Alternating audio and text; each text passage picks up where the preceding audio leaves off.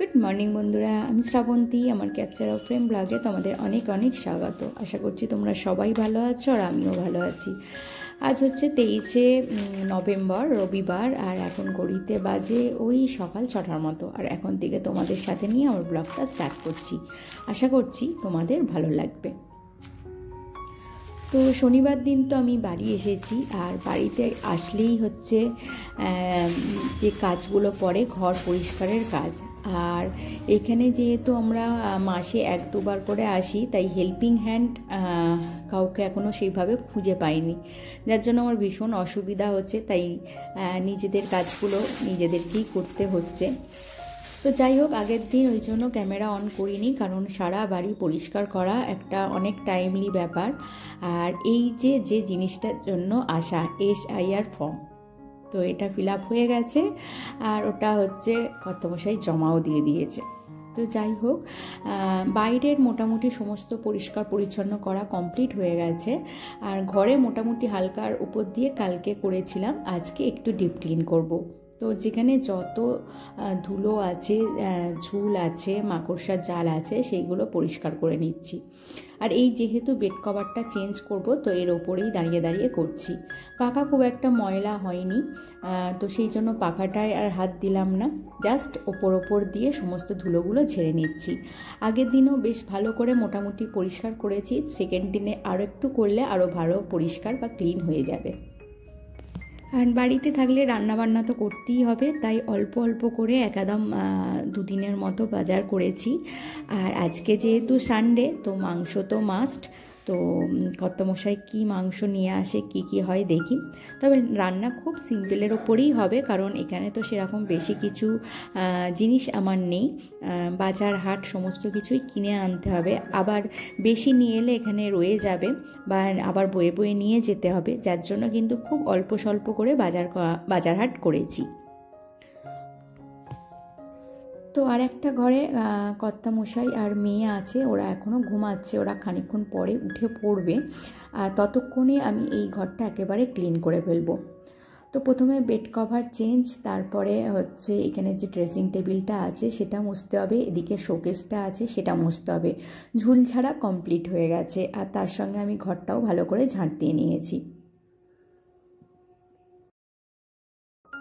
আসলে ঘরের ভেতরটা তো আমাদের থাকতেই হবে, আর পায়ে পায়ে ময়লাগুলো বিছানায় উঠবে, তো সেই জন্য আগের দিনই হচ্ছে ঝাড়পোছ মোছামুছি সমস্ত কিছু হয়েছিল।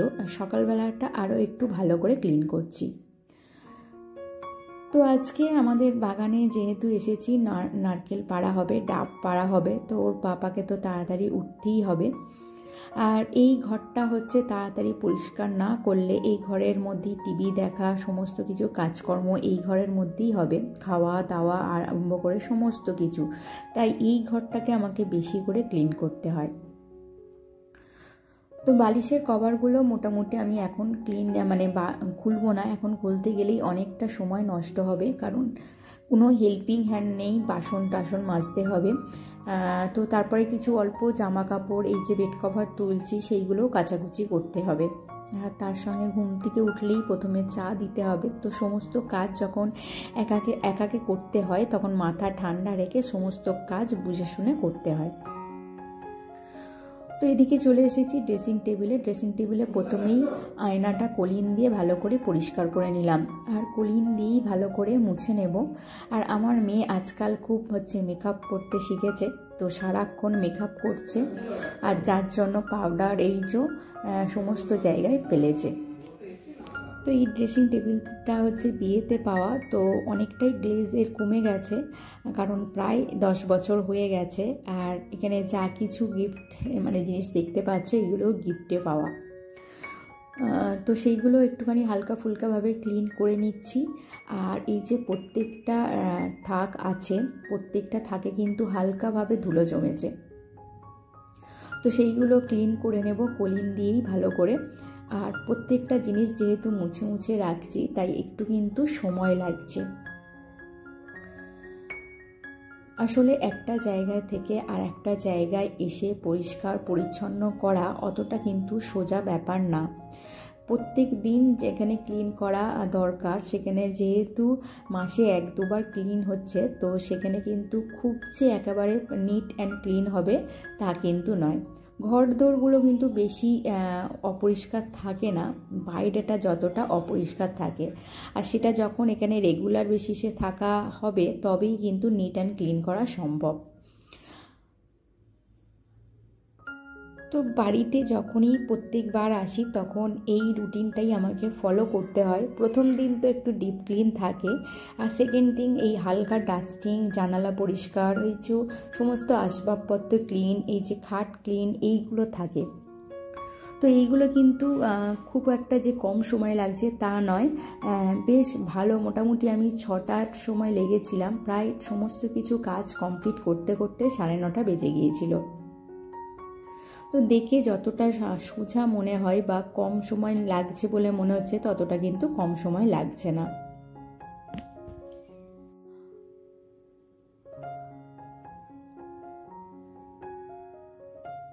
তো এখানে ড্রেসিং টেবিল প্রায় আমার এখানে ক্লিন করা এবং মোছা কমপ্লিট হয়ে গেছে।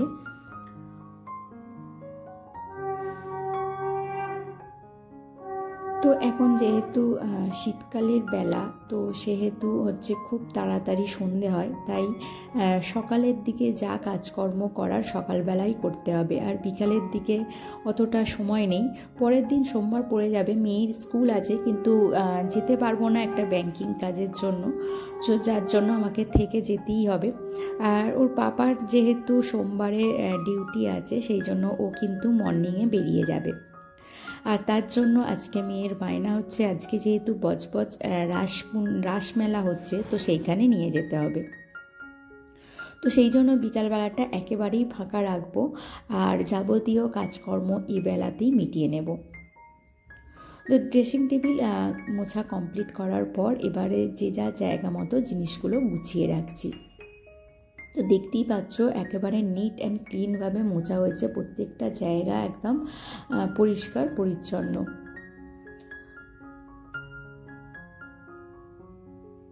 তো এই দিকটাও আমি হচ্ছে চেঞ্জ করব না, জাস্ট পলিন দিয়ে পরিষ্কার করে নেব।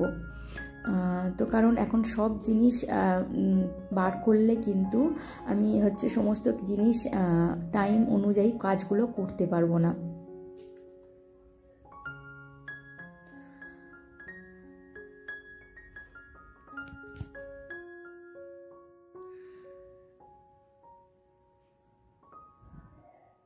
তো মোটামুটি সমস্ত জায়গা যতটুকু সম্ভব আমি ক্লিন করে নিয়েছি।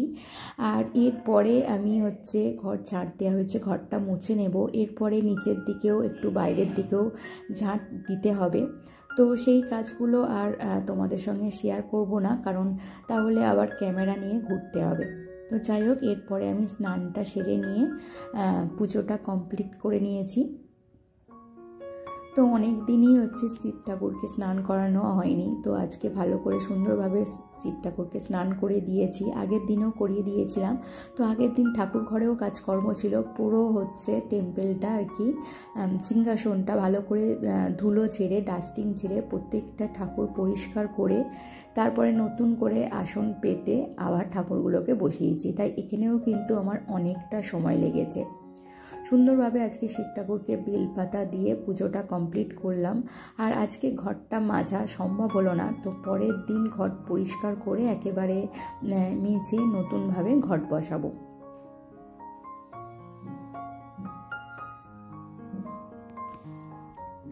তো এখানে দেখতেই পাচ্ছ আমার লক্ষ্মী ঠাকুর কিন্তু পিতলের, আর এখানে যে গণেশ বসানো আছে ওটাও পিতলের। আর এই বাদ বাকি হচ্ছে এখানে মা কালী আছে, এটা হচ্ছে মাটির মূর্তি, এদিকে আছে সরস্বতী। তো সমস্ত কিছু মিলিয়ে কিন্তু সমস্ত অনেকটাই ধুলোবালি পড়েছিল। তো যাই হোক, নিট অ্যান্ড ক্লিন করা হয়ে গেছে, তো অনেকটা মনে শান্তি লাগছে। আসলে ঘর বাড়ি নিট অ্যান্ড ক্লিন থাকলে মনটা এত ভালো লাগে, তো সেটা তো মানে তোমরা জানো যে ঘর বাড়ি পরিষ্কার পরিচ্ছন্ন রাখলে কিন্তু মন অনেকটা ভালো থাকে। তো আমার তো বিশেষ করে হয়, অন্য কার হয় আমি সেটাই বলতে পারবো না।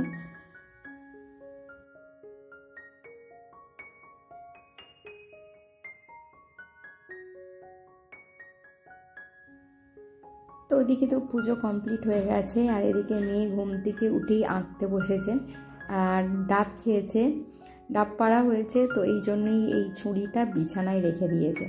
আর দেখেছো বিছানার অবস্থা পুরো এলোমেলো। তো সারাদিন এবারে এই বিছানাটাকে যে কতক্ষণ আমাকে গোছাতে হবে সে আমি নিজেও জানি না। তো স্নান করা হয়ে গেছে, আর এরপরে আমি চলে এসেছি এই ঘরটা গোছাতে। তো ওদিকে কিন্তু কর্তামশাই বাজারে যাবে বলেছে, তো তার জন্য ওকে চাটা কমপ্লিট করে দিয়েছি, আমিও বসে খেয়ে নিয়েছি। তো চা খাওয়া কমপ্লিট হয়ে গেছে। তো আরও একবার চা খাওয়া হতে পারে, কারণ শীতের বেলা সকালে একবার হয়েছে, তো বেলার দিকে আরও একবার হতে পারে, কারণ সকাল মানে শীতের সময় চাটা খেতে কিন্তু বেশ ভালো লাগে। তো সকালবেলা আমাদের তো রচাই খাওয়া হয়, তোমরা এতদিনে নিশ্চয়ই জেনে গেছো। আর হচ্ছে বিকালের দিকে একটু দুধ চা খাই আর কি।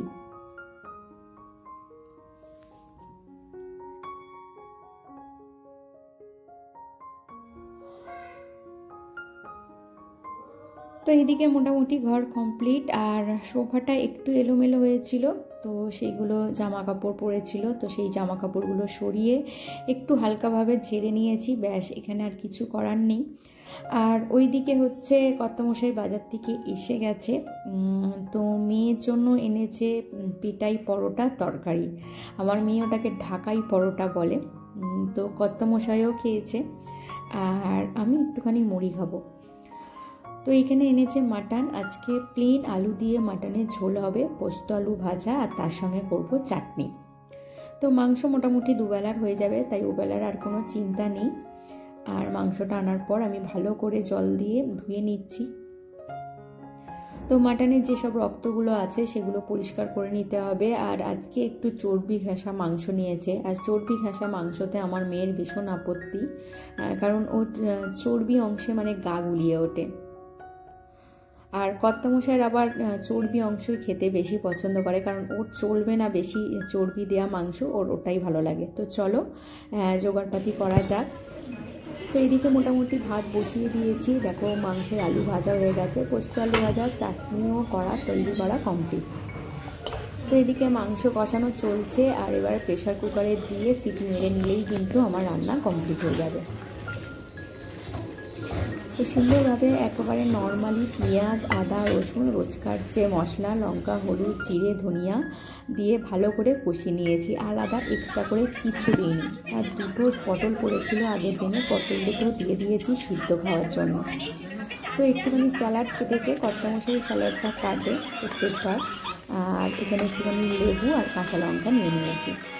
তো দুপুরবেলা বেশ কিছুক্ষণ রেস্ট নেবো, আর রেস্ট নেওয়ার পরে এখন তো বিকাল 5:30টায় সন্ধে, তো তারপরে জামা কাপড় যেগুলো কেচেছি সেইগুলো তুলতে গোছাতেই মোটামুটি সন্ধে হয়ে গেছে।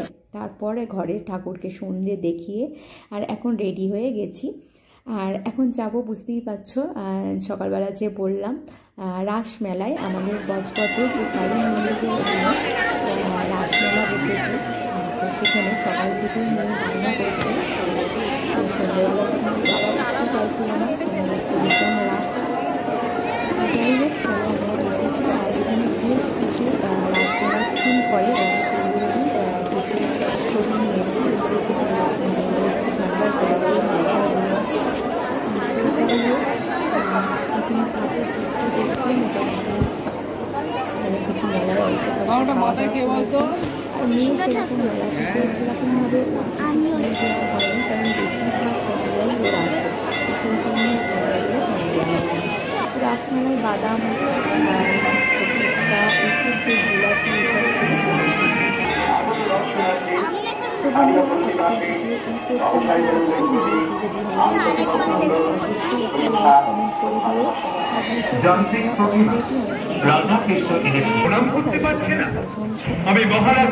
আমার সঙ্গে আবারও দেখা হচ্ছে নেক্সট কোনো ভিডিওতে, নেক্সট ব্লগে। তো আজকের মতো টাটা, বাই বাই।